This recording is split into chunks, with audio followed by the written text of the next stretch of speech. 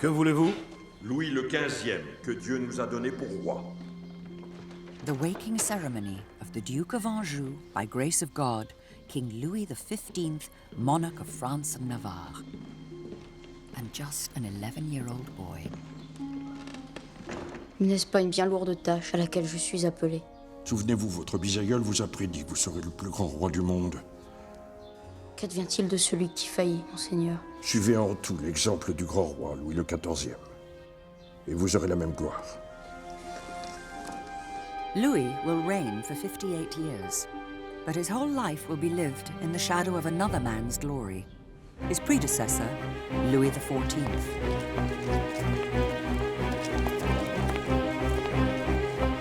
Louis XIV was an incredibly tough act to follow. He is seen as the great. He's the conqueror of Europe. He adds to France. He's the greatest monarch of the 17th century. He was the first actor on the stage of Versailles. He was the sun, he was Apollo, the sun god. Everything orbited around him. The etiquette of the court, the day of the court, the extraordinary life lived entirely in the public gaze. In his patronage of the arts, in his building projects, in his personal conduct, in the way he dressed, the way he ate, the way he looked, the way he walked. From the fountains in his gardens to the silver by his bed, he had established a form of etiquette with the sole view of making the whole country of France entirely focused upon his person and his power.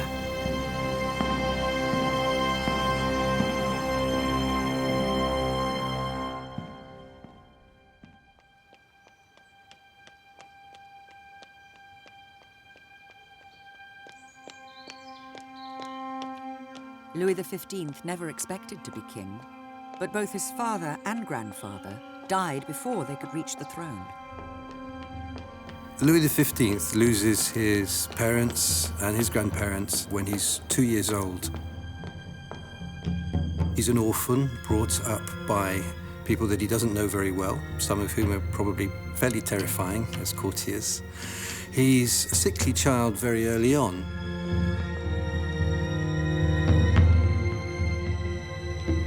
Wherever he went, Louis was surrounded by the legacy of his great-grandfather, the man who first built the extraordinary palace that was his home. Certainly, one would imagine Louis XV has been traumatized by the death of all his near family and is a lonely and probably slightly disturbed child in his youth. And I think this carries through the rest of his life. Louis had been called the King of France since he was 5, but others ran the country in his name. On his 12th birthday, it was time for him to take his crown and his place on the world stage. The coronation of Louis XV was a moment of great hope and expectation for the French people. They had had long years of war, and now the country was at peace, and it had a young king in whom it was possible to invest every conceivable hope. So they could project their ambitions and expectations for the new reign on this young, as yet untested king. But there was a shadow over Louis's inheritance, cast not by an eclipse, but by a mountain of debt. Despite all his success in war and diplomacy, Louis XIV never managed to balance the books, or even pay for the building of his enormous palace. On a craint pendant longtemps que la nuit qui nous entoure reste là à jamais. Mais dans quelques 2 minutes, sire, vous allez voir le soleil réapparaître. Et ce sera comme si rien ne s'était passé. Louis XIV, when he died, left France in absolutely dire straits. After a long war, he of course left France something like 20 years' revenue in debt, 2 billion livres in debt at least. And this was going to be an absolutely massive problem. 2 billion livres, that's 160 billion pounds in today's money. But before he could start work on that problem, there was one other thing that demanded the new king's immediate attention: marriage. Louis XV was more than ready to get married. When he was 15, his original fiancée, who was the little Infanta of Spain, was still only 5 years old. And since 15-year-old boys loathe sweet little girls, he was rather embarrassed to have her around the place. Also, the ministers were terribly keen to get him breeding, so the little Infanta and her dolls were packed off back to Madrid, and a new wife had to be found. They cast about for princesses, and they eventually settled on Maria Lesinskaya, who wasn't the most obvious choice, since her father was the deposed King of Poland, and she really had no money. She was 22, quite pretty, although, as the female courtiers disparagingly remarked, her complexion had never known any other cosmetic than snow. Nonetheless, 15-year-old boys aren't really very choosy, and Louis fell madly in love with her at once.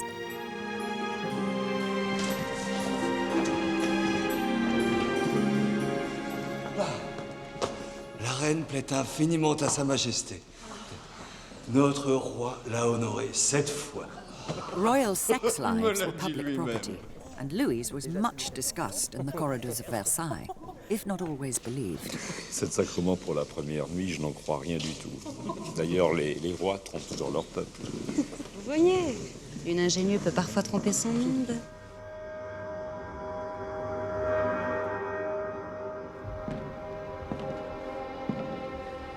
Le roi!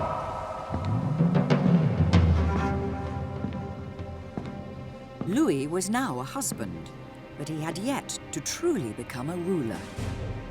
So he set out to copy his great-grandfather.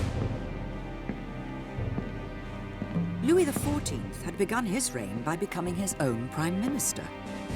So now, number 15 decided to do exactly the same.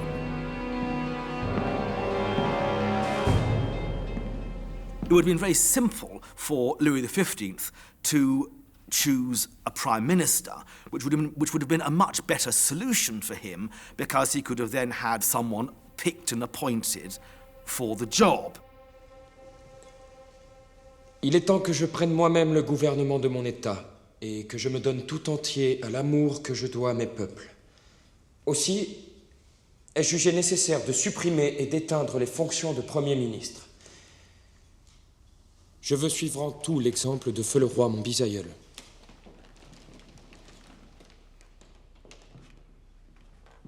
He's got this sense of he has to follow in the footsteps of his great-grandfather, Louis XIV, and to be a real king, he has to be a new Louis XIV.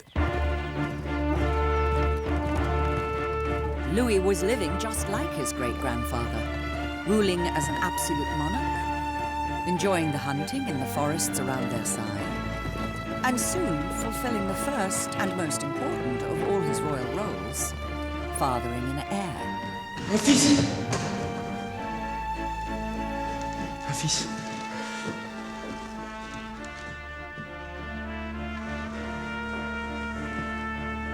Mon fils, mon roi. La Vierge que j'ai priée à Notre-Dame et à Sainte-Geneviève. The relationship between Louis XV and his wife, Maria Leszczyńska, started very well, really. Un dauphin. They managed to put together a relationship which, over a period of 10 years, certainly, was quite a happy one. They had a string of children, and they seemed to have found a certain, emotional support in each other's company. Mettre corbeau sur un arbre perché.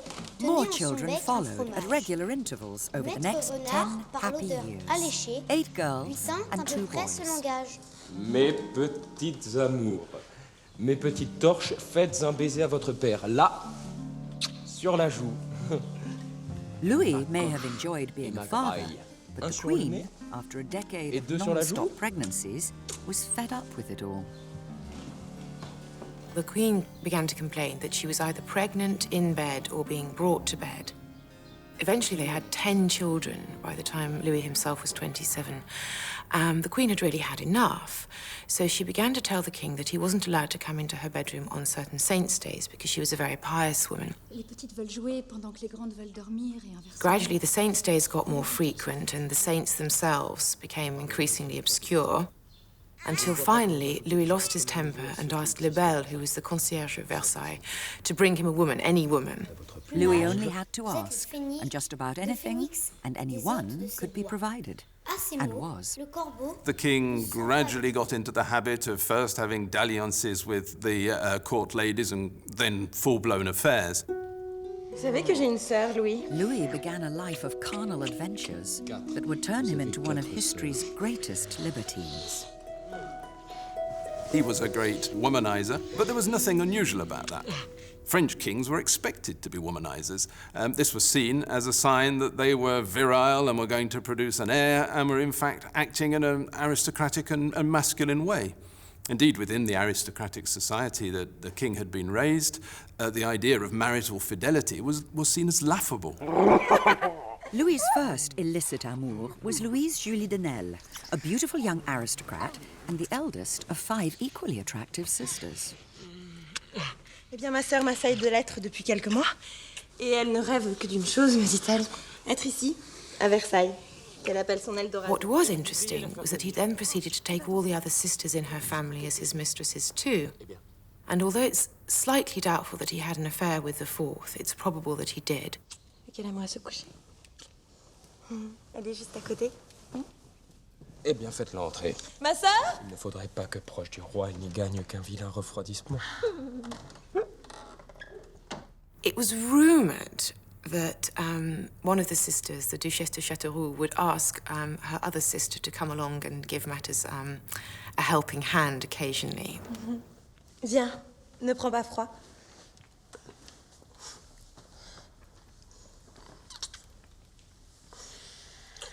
In some senses, it was a scandal, but I think people thought it was funny rather than disgraceful. Both Louis XIV and Louis XV had huge sexual appetites, and perhaps 4 women were really what the Bourbon blood needed. Louis's affairs with his favourite sisters and his simultaneous flings with many other women produced the inevitable consequences. In the course of his reign, the king would father a whole brood of illegitimate children. We're not actually sure how many, but certainly in the region of 30, I think, would be a decent guess. But as the rooms of Versailles filled up with Louis's offspring, the king's mind moved to affairs of state. He'd decided to copy his illustrious predecessor in another way, by taking France to war.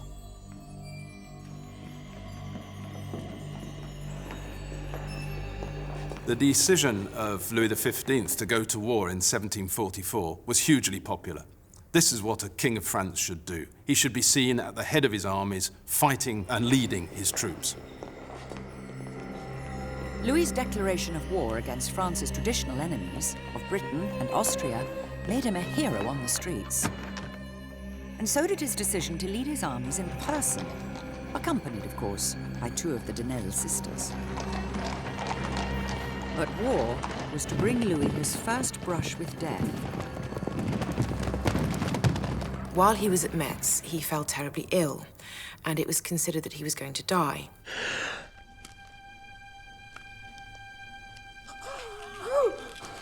Certainly the doctors had given up hope, and back in France, the population was shocked, genuinely, absolutely frozen with fear that they would lose their king. L'état de Sa Majesté a empiré. Tout est perdu. In order, as a Catholic, to receive the last sacraments, he had to confess. And in order to confess, he had to send away his mistress and renounce her. Louis didn't think much of his marriage vows, but like most people of his age, he did believe in heaven and hell. And he knew which one he wanted to avoid. La Sainte Église ne peut donner les sacrements à votre Majesté, dès lors que sa maîtresse est à ses côtés. The king, like the least of his subjects, was afraid of dying without absolution and was afraid for the state of his immortal soul. Sauvez mon âme, Monseigneur. He knew that one day he would have to face God and give an account of himself. And then he would just be a man before God, like any other man.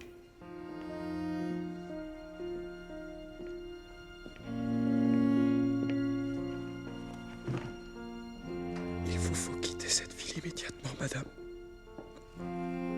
Et n'y plus jamais paraître. Y a-t-il plus aucun espoir? C'est le prix du salut de mon âme. The mistresses were sent away, but they refused to go completely. They hung around in the town of Metz until the bishops were obliged to send a message saying that our Lord wasn't really going to wait upon their pleasure, and would they please get out. And so the Daniel sisters was dispatched. The king promised that if he was saved, he would dedicate the rest of his life to the well-being of religion and his subjects. Avec le secours de votre sainte grâce, je vous demande pardon pour mes fautes. The king received the last rites, but then, miraculously, recovered. And it's from this period that his name, Bien-Aimé, the well-beloved, dates, because the people were so pleased that their young king had recovered from his illness. Sa Majesté me charge de vous dire qu'elle se repent du mal qu'elle a pu commettre et promet de consacrer le reste de ses heures au bien de ses sujets. But Louis's newfound piety didn't last long. As soon as he possibly could, he went back to his old ways. And within a few months, Madame de Châteauroux was back in his bed. Louis the Beloved became even more popular in 1745. He was present on the battlefield as the French army crushed the Austrians and the British at the Battle of Fontenoy. France was the dominant power in Europe once again, just as she had been in the time of Louis XIV. It was the perfect moment for Louis to meet the love of his life. He's out hunting in the forest outside Versailles, and he comes across in her carriage this very beautiful, very striking young woman. Everyone knows he's taken by her. People refer to her as Louis XV's latest piece of game. She was called Jeanne Antoinette Poisson, the future Marquise de Pompadour, and she was much more than a piece of game. In fact, Madame de Pompadour is a rather well-connected woman with one of the key factions at the heart of power, who form part of a big financial clique. What everyone says, she's strikingly beautiful. And her beauty is really the key to her initial success. She uses her beauty, she uses her very considerable political acumen to establish herself at the heart of the king's power. Monsieur le Duc, les vieux raisonnements moraux sur l'infériorité féminine, la tendresse de son tempérament et sa faiblesse intime sont à oublier. Selon messieurs Diderot et d'Alembert, la femme est l'égale de l'homme. Vous écoutant, madame, il me serait difficile de ne pas en convenir. She was nicknamed Renette, the little queen, as a child, because when she was 8, she had gone to see a fortune teller who had told her that the King of France would fall in love with her. So she and her family were absolutely convinced that this was her destiny. Demandez à un crapaud ce qu'est la beauté. Il vous répondra avec mon ami Voltaire. She sang, she danced, she had a beautiful voice, she was very well read, marvelous conversationalist, extremely charming woman. Très spirituelle. Très spirituelle. Que l'on serve encore à notre chère marquise de ce vin du diable qui délie si bien les langues. Si. Louis XV and Madame de Pompadour were really very much in love. And at first, in fact, for some years, their relationship was sexually passionate. He found her very desirable. Not so much, I think, because she was as sexy as the Daniel sisters had been, but because she understood him very well. She knew how to amuse him, to captivate him, to charm him, to divert him. Mais la pudeur, Louis. Ève était nue jusqu'à l'invention de la honte. Soit. Mais fermez les yeux. Certainement pas. She was a very emotionally intelligent woman, Madame de Pompadour, and I think it was this that Louis loved in her. Unfortunately, she herself said that she was physically a cold woman. She didn't really derive any pleasure from lovemaking. She didn't have the temperament for it. But she tried very hard. She put herself on all these sorts of ridiculous diets of, egg yolks and red wine with gold flakes sprinkled it to try and build herself up and increase the heat of her temperament in order to satisfy Louis in bed. But her maid, Madame d'Orsay, pointed out that she would kill herself rather than please Louis by doing this, and so she gave it up. Tiens, voici l'abbé, le confesseur des jolies femmes. Madame Pompadour may have been a favourite with her lover, the king, but most other inhabitants of Versailles were not impressed with her. On dit qu'un certain roi a 500 bouffons qui l'accompagnent partout pour le faire rire. The courtiers loathed Madame de Pompadour because she was bourgeoise. They could not forgive her for being middle class. It was just about acceptable for a king to have liaisons with lower-class prostitutes, but a maîtresse en titre had always been an aristocratic woman. Ignoring the snobs at court, Pompadour used all her charm and intelligence to advance the interest of her small group of friends and do down her rivals. She was associated with a cabal at court who were constantly trying to promote the interests of such and such a general. So she had a kind of a political baggage that she carried. Elle se fait acheter des châteaux, partout aussi. Projette d'en acheter d'autres encore et vous allez me dire que c'est aussi la volonté de notre père, qui n'a plutôt de volonté que celle d'abandonner la sienne à cette especially when Louis's many children saw him spending a Père, un homme fortune vulgaire. on C'est her. qui lui a tiré la langue. C'est bien vous. Je hais Madame de Pompadour autant que vous. They felt, rightly or wrongly, that her presence somehow demeaned their father. Elle déshonore le roi, je le lui ai assez dit. As a consequence, of course, they famously dubbed her Madame Putain. Mummy Whore. Louis's children may have loathed her, but their mother, the Queen, was rather impressed. She was particularly nice to the Queen, which poor old Maria Lesinskaya was very grateful for, because until Madame de Pompadour arrived, nobody had ever taken any notice of her at all. In fact, the first time she was ever sent flowers was at Madame de Pompadour's instigation.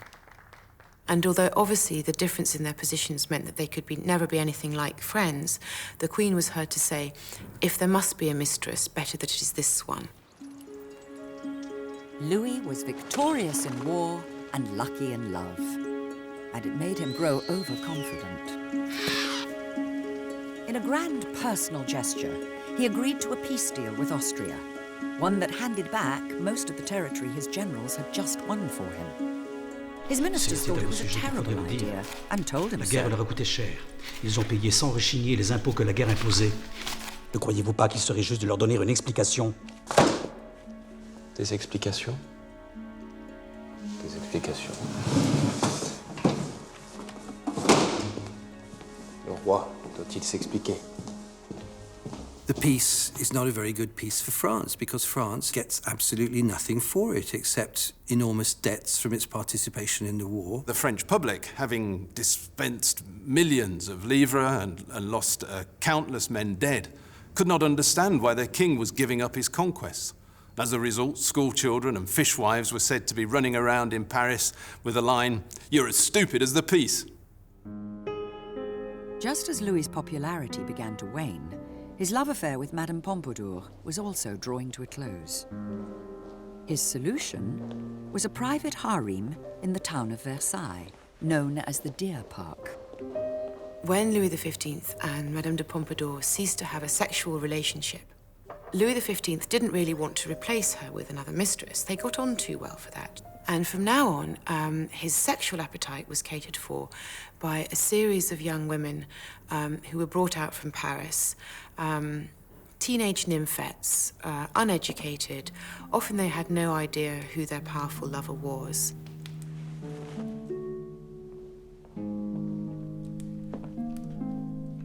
Young, virginal, beautiful girls are brought in for his sexual gratification. But this is developed into something altogether more salacious by the press at this time. When things had been going well, Louis was forgiven, even praised, for indulging his royal lust. But after his hated peace treaty, people saw their king's behavior very differently.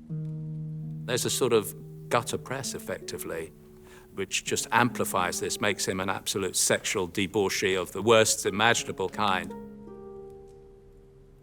The Deer Park obviously did create rumours at the time. It was, according to them, the scene of these terrible orgies in which underage girls would be shipped in droves from Paris for wicked Louis XV to enjoy. And one of the worst things that was said was that Madame de Pompadour acted as a sort of procuress, that she would find the girls for Louis and entice them to the Deer Park. It couldn't have been less true. Madame de Pompadour knew about it and she accepted it as a necessity. Et vous, madame? Qu'en pensez-vous? Faced with a deluge of criticism, Louis turned to the one person he could trust completely.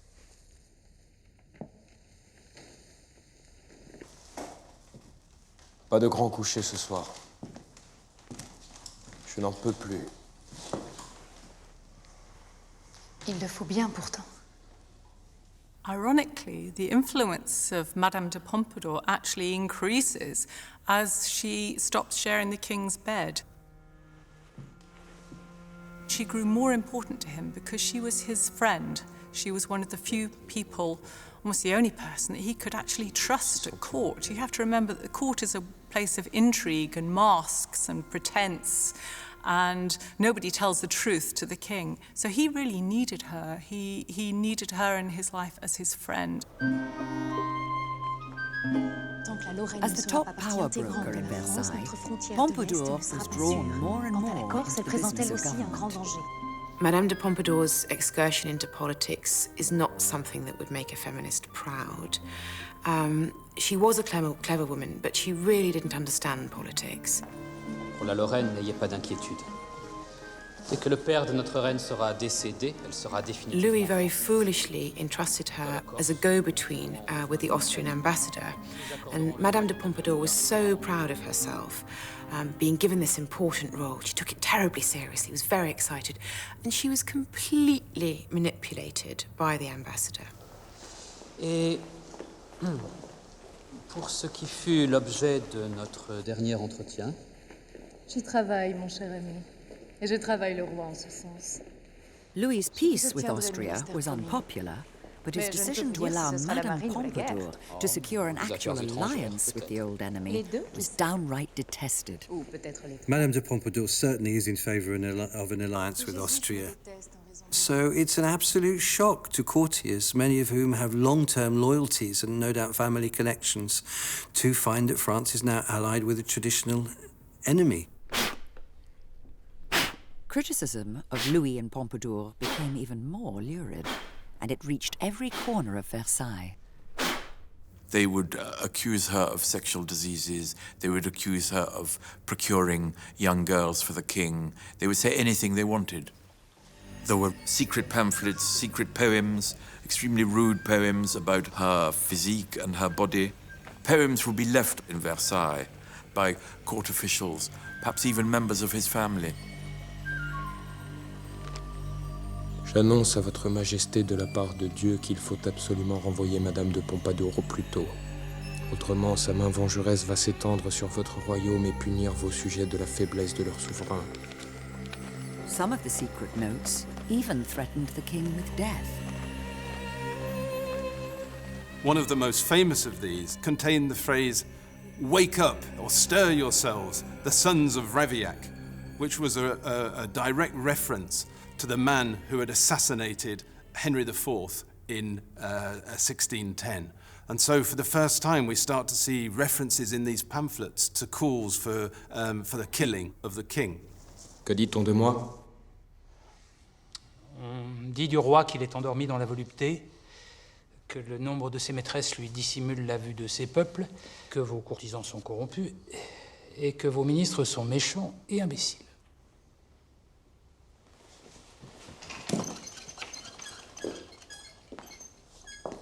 Il y a pire encore. Quand je vois vos tristes figures, je le sais. Il se colporte que le roi a la peste. Et que pour s'en guérir, il prend des bains de sang d'enfant qu'il fait enlever. In 1750, there's the extraordinary episode where there is a rumour and there are riots that Louis XV is having his police force kidnap children so that he can cure himself of some horrible illness by bathing in the blood of these kidnapped Parisian children. So this is a very serious and very shocking state of affairs. Les choses comme elles sont dureront bien autant que moi.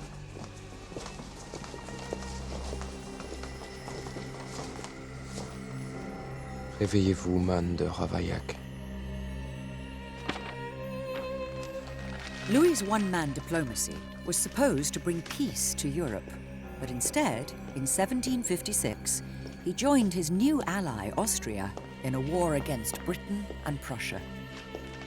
It started well, but messengers were soon arriving at Versailles with bad news from the front. As the tide of war changed against the French, the Parisian public actually got into the habit of dancing in the streets to celebrate their defeats, and by doing so, showing how much they detested that Austrian alliance.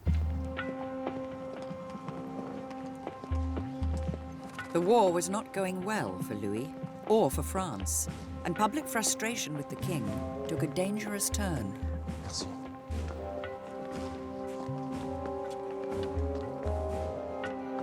In January 1757, Louis XV is going to his carriage, going down the steps, and a certain individual called Damiens rushes up.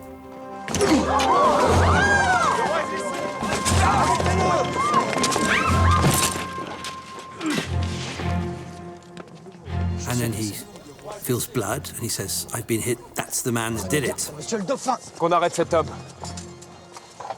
Mais qu'on ne lui fasse aucun mal.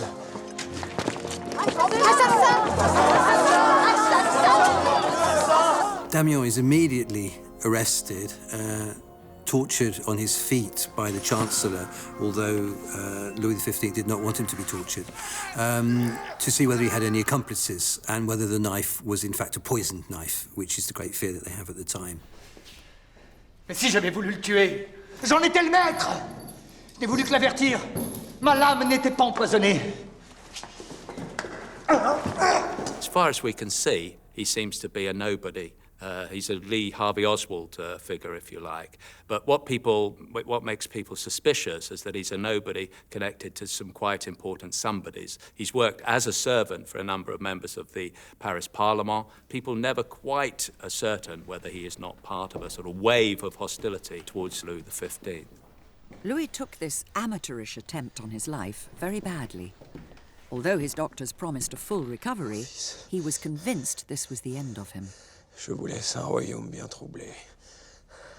Je vous souhaite que vous le gouverniez mieux que moi.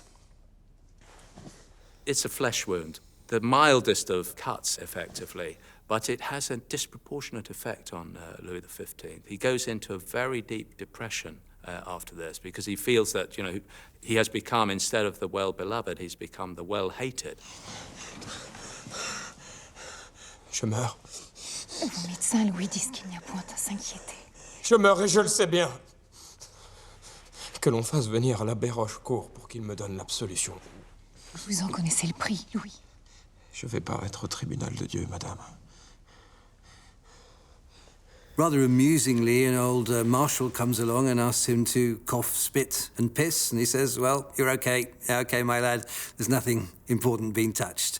But that's not, of course, the way Louis XV sees it. Alors, la blessure est peu profonde, tout juste la pointe d'un ongle. Bien, très bien. Elle est plus que vous croyez, car elle va jusqu'au cœur. The psychological shock of one of his own subjects attacking him.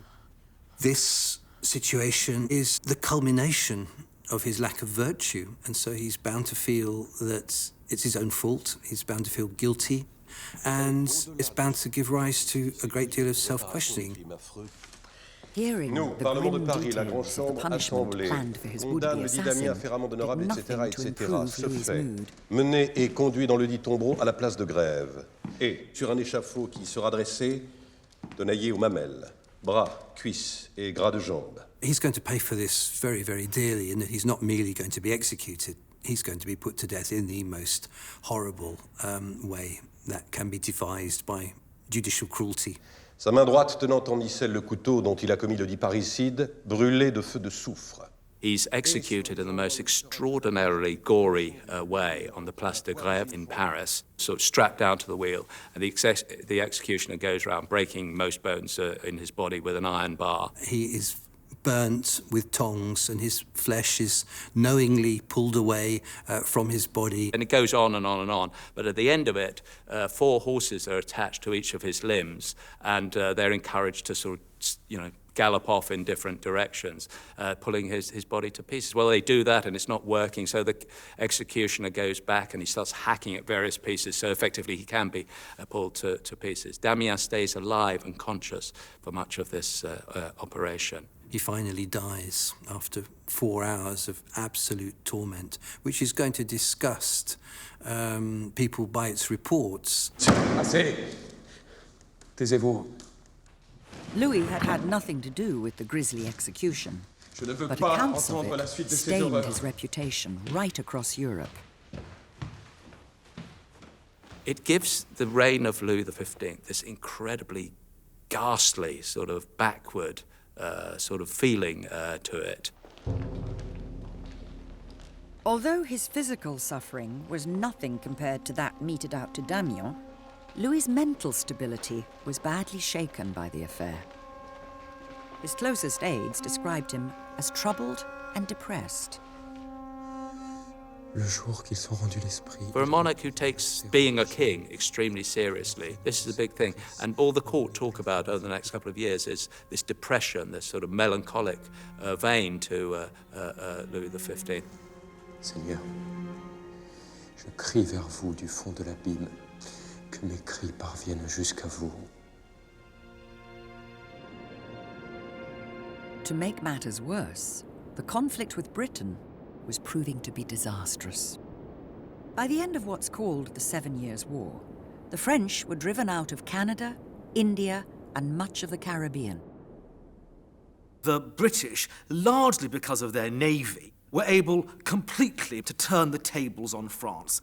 France has really lost all her pretensions to becoming a global superpower, and she's lost that to England, basically. If the world is speaking English today, it is partly because of the outcome of the 7 Years' War in the 18th century. It was a disaster for France, it was a disaster for the French monarchy. For a king whose greatest hope was to live up to the glory of his predecessor, this was almost too much to bear.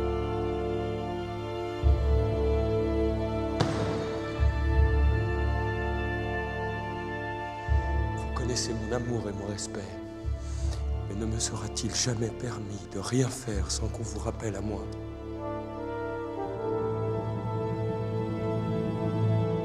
The main thing that a king of France was supposed to do, which is sometimes forgotten, le métier du roi, was the conduct of foreign policy. Now, he wasn't really supposed to mess around with things like the Parlement, internal politics. That wasn't his job, it was foreign policy. And if you can't even get that right, you're going to be hated.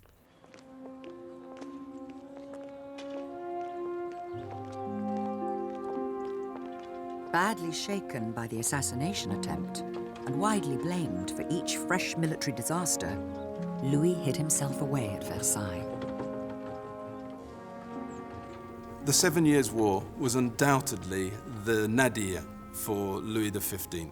He withdrew into himself, and instead of doing what he'd done during the Austrian War, of getting to the front and leading his troops, instead he spent his time hunting. And if he wasn't hunting, he was with the girls in the deer park.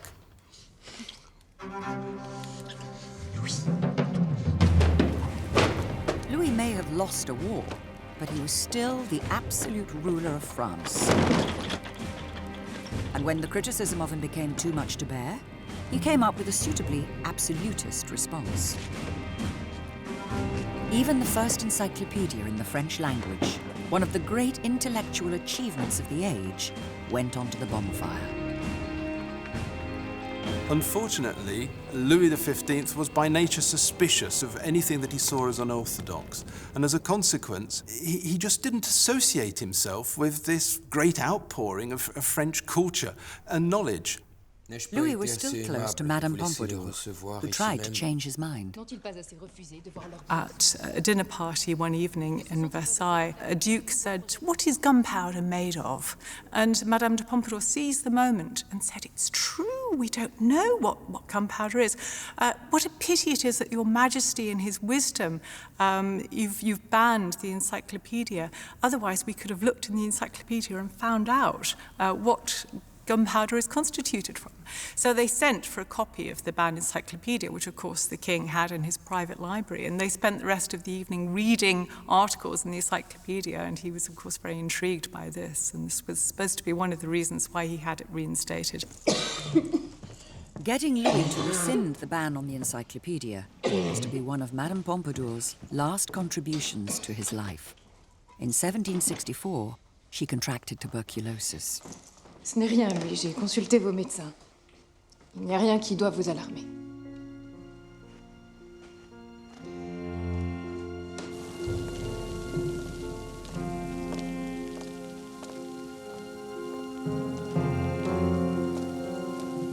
She's shifted out of Versailles, and courtiers record that, I think, as he's seeing the carriage taking her out of Versailles, he weeps a tear. So he is upset, undoubtedly, by it.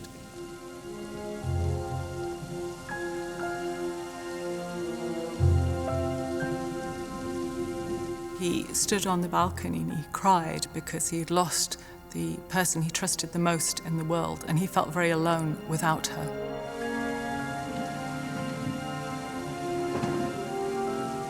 Her death in 1764 is followed by the death of his son, the Dauphin, in 1765, and a couple of years later, in 1768, the death of his queen, Marie Leczinska. So this is the removal of some very important people in his life.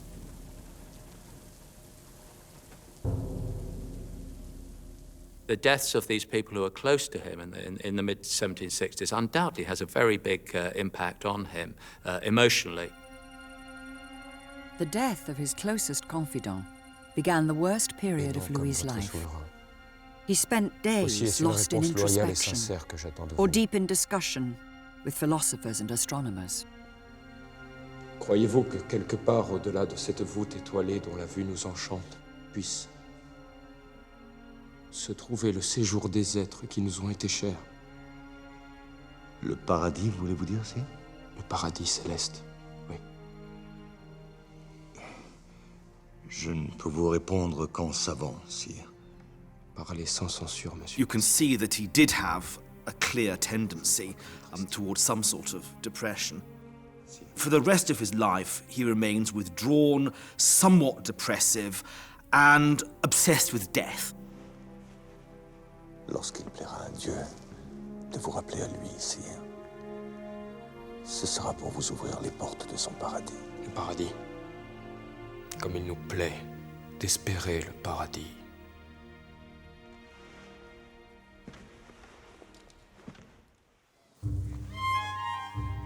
Just as his courtiers were almost giving up hope for Louis, he recovered his lust for life. The reason was a new mistress, nearly 40 years younger than him. I'm rather fond of Madame du Barry. She was as beautiful as an angel and as stupid as a basket, but she made Louis very happy. She was utterly, utterly gorgeous. I mean, all the king's mistresses were always described as ravishing, but I think she was the one who truly was. She was fabulously sexy. She was, I suppose, the sort of 18th century version of the tart with a heart. Prenez garde à l'assassine, Louis. Madame du Barry had an instant effect on the aging king. He could think of nothing else but her. She was extremely beautiful. She was supposed to look like a kind of debauched angel. La friponne est pour vous, sire. Not too bright, but very good fun. Mais saurez-vous trouver la caressante? Madame du Barry sort of gives him a bit of a perk up, really. La famille. Madame du Barry has an enormous effect upon Louis XV. He's a man of 60 at this point, and she has been a kept woman. I wouldn't necessarily say she's been a prostitute, but she certainly learnt a thing or two in the long periods that she spent with a certain number of particular individuals. Badine. And I think Louis XV is delighted with the various tricks that she's learnt to keep him young, and so it is very good for his mental health, we might say. Madame du Barry may have perked up the aging Louis, but that did not make her, or him, any more popular. She was absolutely loathed. Everyone hated her. The Parisians hated her because she wasn't an aristocrat. The aristocrats hated her because she was really little better than a streetwalker. But the king adored her, and he made her very happy. Louis XV went far too far, and he was seen really as slumming it. It was beneath the dignity of a king to have these sorts of liaisons. There is no doubt that Louis XV was somebody who was seen as becoming increasingly dissolute, even degenerate, and who was just failing to live up to the standards expected of a man who was king. Whatever people said about him, the new relationship gave Louis the confidence to embark on a grand project. To give his new heir, the future Louis XVI, the greatest wedding of the century. The young Louis was due to marry Marie Antoinette of Austria, and Louis wanted the ceremony to take place in a brand new theatre inside Versailles, a project abandoned years before by Louis XIV. Par le moyen des 60 criques se trouvant sous ce plancher, sire, celui-ci sera remonté à même hauteur que la scène. Votre table de 22 couverts, sire, à laquelle prendra place la famille royale, sera sur la scène. Elle sera démontée dès la fin du souper pour laisser place à l'orchestre. Louis XV felt the crown was under threat from the Parlement, from different sections of society. It had suffered the defeats of the 7 Years' War. Therefore, he wanted a spectacular royal wedding to assert the splendor and power of the monarchy. Comme vous pouvez le voir, sire, l'avancée de votre loge au-dessus de la salle a été supprimée. Et c'est fort bien comme cela. The politicians grumbled about the crippling cost of the royal wedding, but Louis just kept on spending. Cela durera tant que vous n'aurez pas fait taire les parlements, sire. Aujourd'hui, ils parlent de liberté, mais s'ils venaient à devenir les maîtres, ils exerceraient sur les esprits, les discours, les mœurs, l'inquisition la plus violente. Parlement becomes an endless thorn in the side of the crown. Sometimes the king is conciliatory towards them, at other times he's very repressive against them. But in 1770, he decides to tackle the problem in a different way. He basically tries to abolish the Parlement. Louis's decision to remove the one organization in France that could challenge him for authority was a flagrant abuse of royal power. De funestes exemples montrent hélas qu'un royaume, quelque ancien et important qu'il soit, peut sombrer dès lors que l'anarchie s'y est substituée au pouvoir royal. C'est pourquoi nous sommes résolus de briser les parlements et de reprendre la maîtrise des affaires de l'État. Sire. Silence! So this is a coup d'etat in the sense that one of the things that is absolutely key for the self-image of the French monarchy is that it is a legitimate absolute monarchy that rules according to the laws. So to abolish the law courts themselves is a very powerful signal and a very blatant act of royal despotism. Si notre autorité est sans cesse contestée, si chacune de nos décisions est remise en cause, alors tout progrès est impossible. Louis believed he was acting in the best interests of France, whose outdated legal system stood in the way of progress. Il est intolérable que la défense des privilèges de quelques-uns s'oppose à des réformes nécessaires au pays tout entier. So he introduced wholesale reforms, for example, free justice.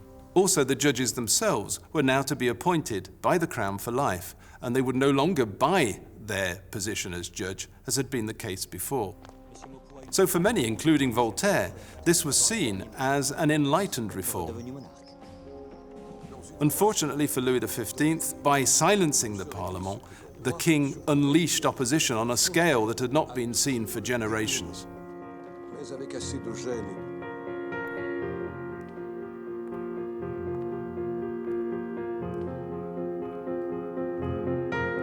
It was too late for Louis to play the reformer. Years of erotic self-indulgence, along with failed wars and bungled diplomacy, had cemented his subjects' opinion of him. A bad king and a bad man. Louis XV, towards the end of his reign, is sunk in vice, and the people of Paris and the courtiers are all very well aware that he has somehow taken the path of personal pleasure and not been a very successful king. His reforms are falling flat. He's got a mistress who is frankly not of courtly rank, and he's simply not kingly. On top of it all, on Easter Sunday, 1774, the Abbé Beauvais, the most eloquent sermonizer at the court of Louis XV, makes this devastating sermon. Tels ces vieillards vicieux qui conservent encore dans les glaces de l'âge les feux impurs de la concupiscence, finit par chercher de nouveaux plaisirs dans les vils restes de la licence publique. This is really scandalous. It is such a direct attack on the morality of the king that's never been witnessed at court. Sire, mon devoir de ministre d'un Dieu de vérité m'ordonne de vous dire que vos peuples sont malheureux, que vous en êtes la cause, et qu'on vous le laisse ignorer. Louis XV himself must be intensely mortified by the fact that he is not loved, that he faces opposition at court, and for the fact that he is so isolated within his own courtly environment. If the Abbé intended to wound Louis, he could not have expected what happened next.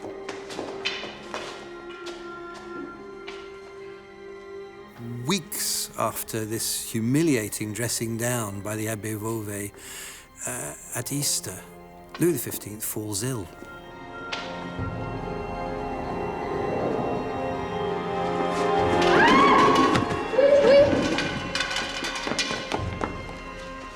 Nobody knows what's wrong with him. And it takes the doctors gathered around him several days to work out what's going on. They bleed him, which can only weaken him, to my mind. And then suddenly one of the doctors sees familiar blotches and they realize that he has smallpox. It is a complete bolt out of the blue. Smallpox in the 18th century is still an absolute killer disease. De la lumière, qu'on approche de la lumière. He had a particularly unpleasant form of it, which was the black variety that changed the entire colour of the face to a sort of dark copper mask. Elle en aura fait des ravages. And so he was completely disfigured. Even as he approached death, Louis's enemies spread stories about his sex life. It was suggested that he may have caught his smallpox from a prostitute, but the whole idea of a corrupt body, of a corrupt king, was very resonant. And it was thought that this was a fitting punishment, the outward and visible sign of an inward, invisible damnation. It riddles his body and it produces a horrible stench as his inner organs start decaying. On dit que la tête de Sa Majesté est aussi noire que celle des habitants de la lointaine Afrique. Noir comme le fond de son âme. Pour son âme, soyez assurés que Sa Majesté en demandera l'absolution avant qu'il soit trop tard. Noir comme son cœur, alors.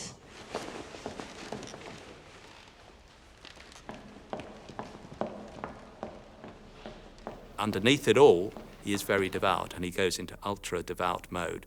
He sends away Madame du Barry from the court in the same way that he sent away the Duchesse de Châteauroux in 1744 at Metz.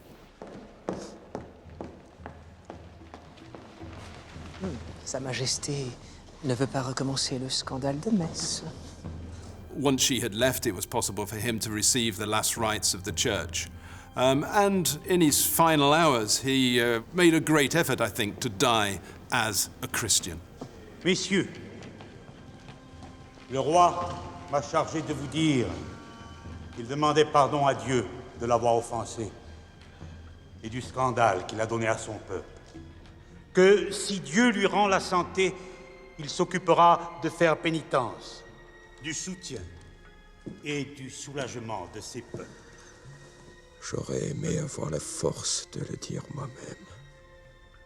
In fact, he did face it the last few days with considerable courage. He goes about dying like a good Christian, like a good king. Dying, in fact, like Louis XIV.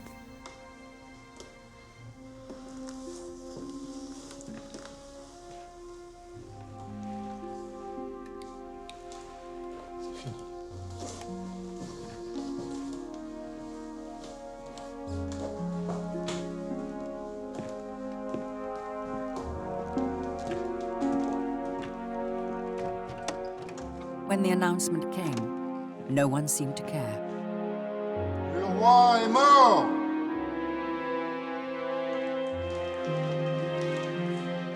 When he actually dies, you can hear a stampede, almost the thunder of running feet as everybody abandons the antechamber where he's lying.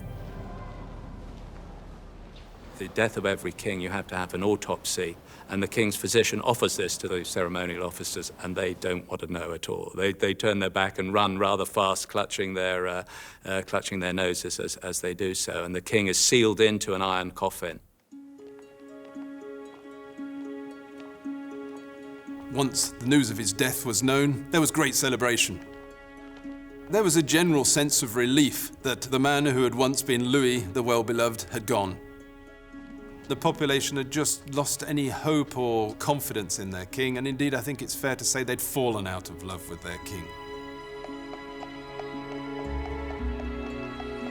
It has been argued that the monarchy could never recover from the harm engendered by Louis XV. He had dragged it into such disrepute that there was no recovery. The abiding memory of Louis XV is a man who is morally corrupt and is unable to rise above his melancholy to any kind of grandeur. He is the least grand of the French monarchs, surely.